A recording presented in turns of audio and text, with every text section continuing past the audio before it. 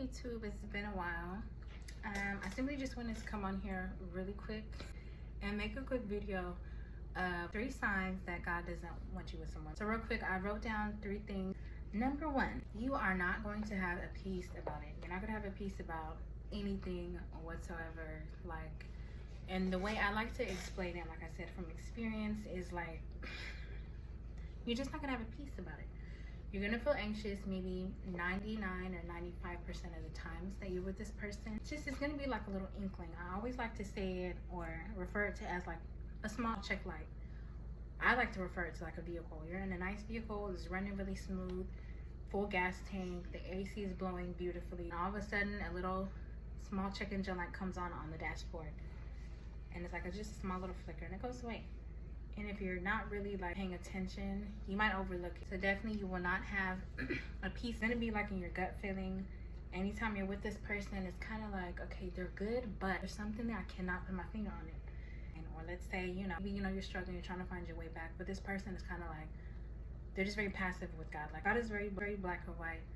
God, he's very merciful at the same time. There's no in between. So either you're hot or you're cold, you're with him or against him.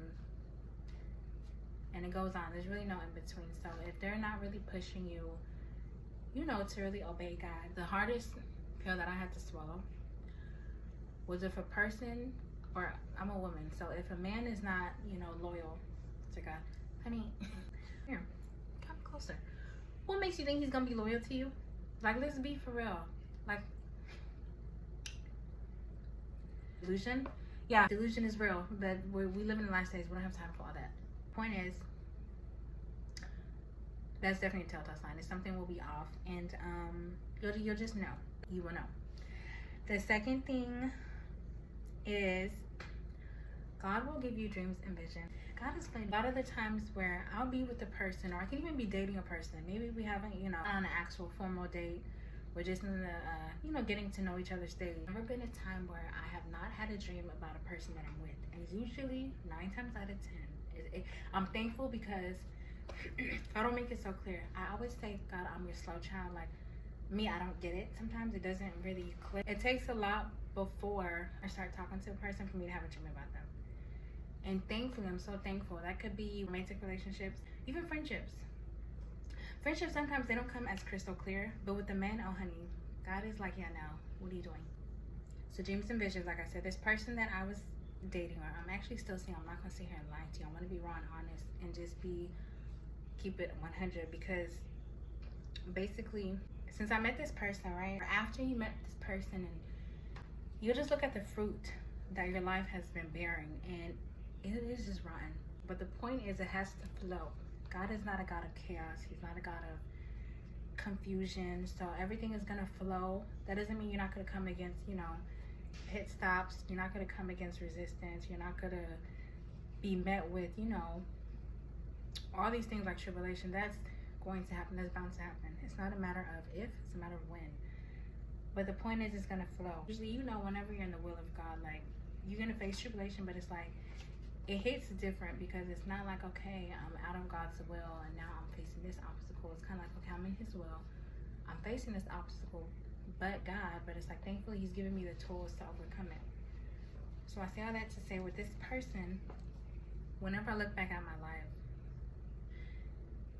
and how my life has been different since I met them, like, not gonna lie, this person wrecked my car, not once but twice.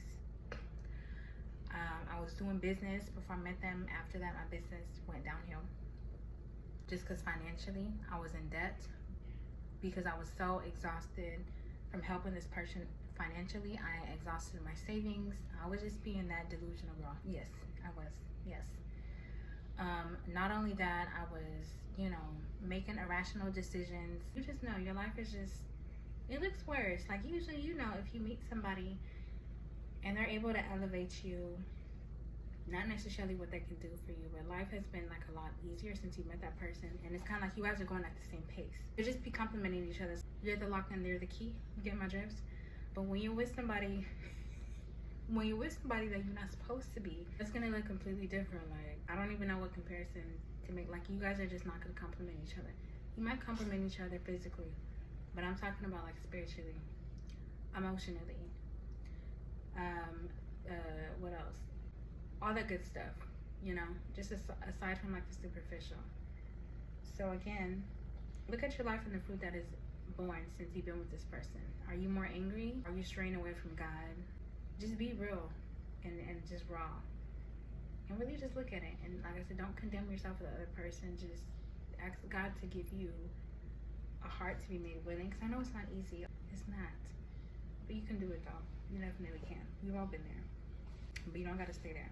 I want to say is, like I said, God is so merciful too. He'll give you a dream. Again, I always refer to it like a vehicle. So it's kind of like you're in a car, right? Finally, you know, while you're driving, the GPS is telling you, hey, exit to your left. You decide to keep going and ignore the voice. You go another 3 or 4 miles. You miss the next exit that it tells you to hop off on. You don't listen, so you keep going. Finally, until maybe now it's taking you 500 miles out, you're still driving. Years have gone on in your life. God has been telling you, I need you to exit this relationship. You're not listening. So guess what he does? But it's all because of his grace and his mercy. He will, like, I like to say, like, force you to jump ship by force. And that's painful because it's like he's giving you the option to get out gracefully. Exit here. You refuse, and now guess what? You know, on the GPS when it says something like a warning, you know, like an accident ahead, kind of like that. So you'll be warned. Say there's an accident ahead. You decide to keep going, right? All of a sudden you run into that accident, and guess what? Your car somersaults. And now you and whoever it is that you don't want to let go of is in the vehicle. But now both of you guys, like, been thrown out of the vehicle and you get thrown out the windshield. But again, in God's love and mercy, he's like a paramedic who'll come to your rescue, do surgery on you if you have to. But it's like, this could have been avoided. You know, I don't like the saying of whenever people say stuff like, oh, you know, God allowed that person to hurt you. No, God is not a God of hurt. Love doesn't hurt, but love is who God is. And like I said, he's a very just God. And usually the whole point of him telling you to stop messing with this person, because he saw they were going to hurt you, and he knows how tender your heart is. You can take another heartbreak. Or maybe they're just going to delay you 5 years and waste your time. Like, time wasted. So the whole point of him warning you about somebody is to redeem you, is to save you from whatever it is that is in the future. Okay. But we, in our stubbornness and rebellion, we like to either be stubborn and find out the hard way, or if you're going to be obedient, you'd rather jump ship even while you're crying. And then later on in life, you know, you'll see why God told you to do what you do. And it'll all come together. And that's what the scary part of it is. It's really the uncertainty about everything. People will warn you. Family, friends, God will speak to people, whether they're saved or unsaved. Of course, as long as it aligns with his word. They're not telling you something out of the ordinary. But usually, you know, if you get a word from somebody, it's kind of confirmation. I don't know how many times, honey, I've hopped online and I'm just in my feelings about some stuff, and I get on social media and it's a post about God has told you to let go, you know, be obedient, he's calling for you, whatever it is. But it's just confirmation. It'll be right in your face, like you can't even deny it. With me, when it comes to certain stuff, I always say, like, God, it doesn't click with me. I need you to make it simple. And I remember there was this story in the Bible, and I cannot remember, forgive me. But either a guy was being prepared to go to war, or a gentleman that God had called and had his hand upon, and he wasn't sure. And as he was preparing the night before, I think he told God and was like, God, you know, if this is you speaking to me, because God had given him confirmation, but he wasn't sure this was from God. He made a specific instruction. He said something simple. So simple as, like, let there be, I cannot remember, I'm sorry, thing outside on the floor, and if it's on the floor and it's wet or something to that extent, I cannot remember, forgive me, let it be there. Sure enough, the next morning it was there. Okay, so with my relationship, right, there was one time I was getting ready to go see this particular person, and my mom was like, oh my gosh, you know, what are you doing? You know, this person, this man should be coming to see you, should not be going over there to see him. Like, you're doing it backwards. And I didn't care. I'm just like, look, ready. And I was getting my stuff packed because I was going to fly out to see this particular person. I remember before I was getting my stuff, inside my head, I just said simple. I was like, God, you know what? Mama's saying all this, I really am thinking, like, you know, I'm just thinking, like, if this man is not who he says he is, I kid you not, you guys, let there be a roach. when I get to the next room. And I know that sounds so crazy, and you're probably like, we're just, but that's, stay with me, okay? Simple request, because again, I'm a little bit slow, so God, I don't know if that's you speaking or not, but I literally said it inside my head, and I said, God, you know what?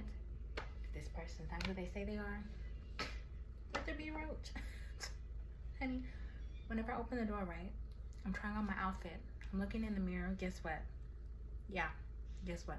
I turned around, the biggest cockroach the size of my thumb was just sitting on the wall, just having a stare off with me. I ran out and I'm just like, God, you're funny, but like, really? Again, I was still doubting. And I asked for another confirmation, and God came through, and so on and so on and so on. And to this day, there's been stuff, the dreams that I've had that have come to pass with this person. That's another thing. The dreams that you'll have will come to pass, and you'll know that you're not crazy. It could be about anything. But again, always pray about it. Don't just go off your emotions or off of what you take to your sleep or whatever it is. Because I know for a fact God speaks to his children through dreams and visions. But always pray about everything first. But I'm saying how everything ties into, some things got exposed to where my intuition feeling of this person was right.